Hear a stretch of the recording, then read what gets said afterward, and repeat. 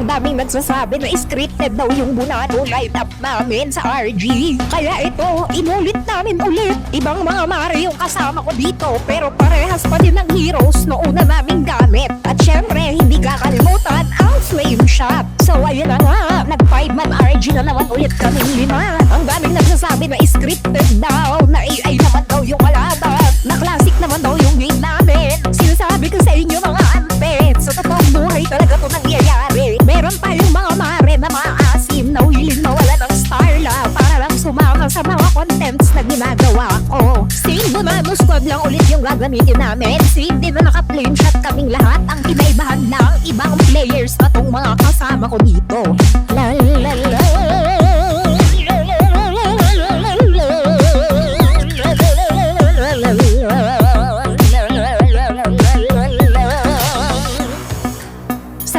Nakakaalam, pwede lang magsama-sama sa rank game. Ang epic, ang netek, basta 5-man adya pa kayong 5. Katulad ng technique namin noong una, dito kami sa gold lane nagpunta. Kaya lang hindi umubra yung flame shot party kay Hanabeshi kasi naka-aegis siya.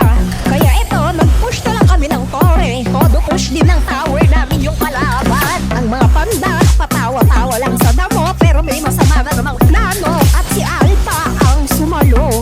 Ang mga Bunano ay dead na, tuloy-tuloy sa pangarap nila. Push ng tore ang mahalaga at huwag pansinin ang iba. Muling bumalik si Alpha pero may muchacha na siyang kasama. Nagtawag pa siya ng tita niya.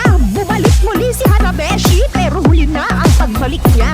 Dahil ang tore na push na namin. Sa mid lane na lang kami nagsama-sama. Kaya lang ang mga burang na kalaban ay galit na. Kaya naman ang mga Bunano nagkanya-kanya ng takbo. Hindi na malaman kung saan pupunta. At napipitas na sila isa-isa.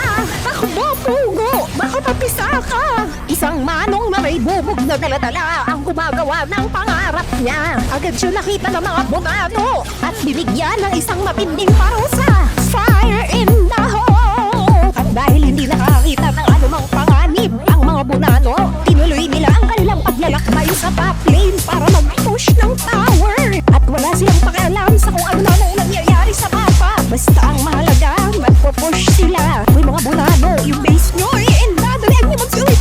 Kung akala nyo ito na ang katapusan, Avengers, hindi mananalo ang kasamaan. Parusang malala ang inabot ng mga burang laban sa bata. Kaya bumalik na lamang sila sa kanilang pinanggalingan. Kasalukuyan silang pumupwesto sa may demonyo at hindi papayag ang mga Bunano na makuha nila ito. Kaya sila ay nakikipaglaban sa isang bagay na hindi naman sinisimulan ng kalaban. Takbo mga bata, iligtas nyo ang sarili nyo. Nagtagumpay silang magdala ng malaking kasamaan. Kaya narito ang mga Bunano nakahanda upang ito ay pigilan. Hindi maaaring makapasok yan sa ating teritoryo. 23rd Army, sugurin niyo sila. Unti-unti lang nakakalbo ang kaharian ng mga Bunano. Pero hindi sila susuko. Hanggang sa napapatumba na naman nila ang mga gurang. Sugod mga Bunano, ubusin ang lahi ng mga gurang. Dali-daling nagtungo ang mga Bunano sa gitna at nakakita ng isang pride tilapia.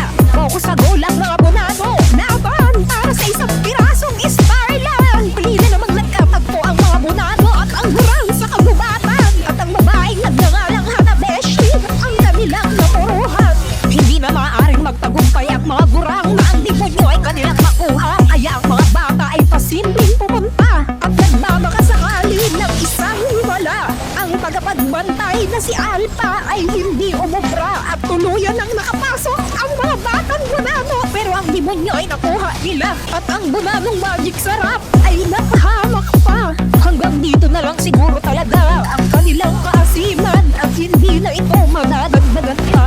Asa mo'y asa, hindi ganun ang nangyari kung yun ang iniisip mo. Walang makakapigil sa kaasiman ng mga Bunanong ito. Go to Ladybird Army, itet natin itong mabuti. Matatag at hindi magpapatibag. Yan ang Bunano squad na may matinding teamwork upang manalo sa laban. Paalam Hanabeshi, blow up muna, kaya lang may free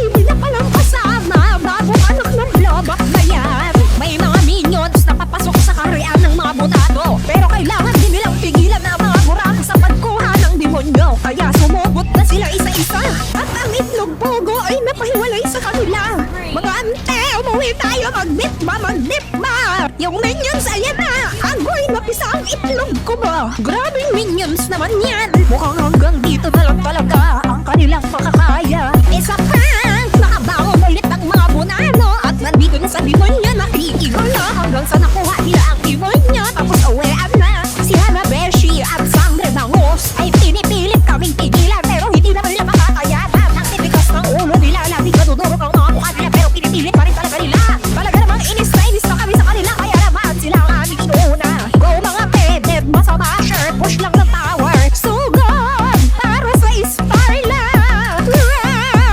Come on mga panot, everybody let's go. What are we doing?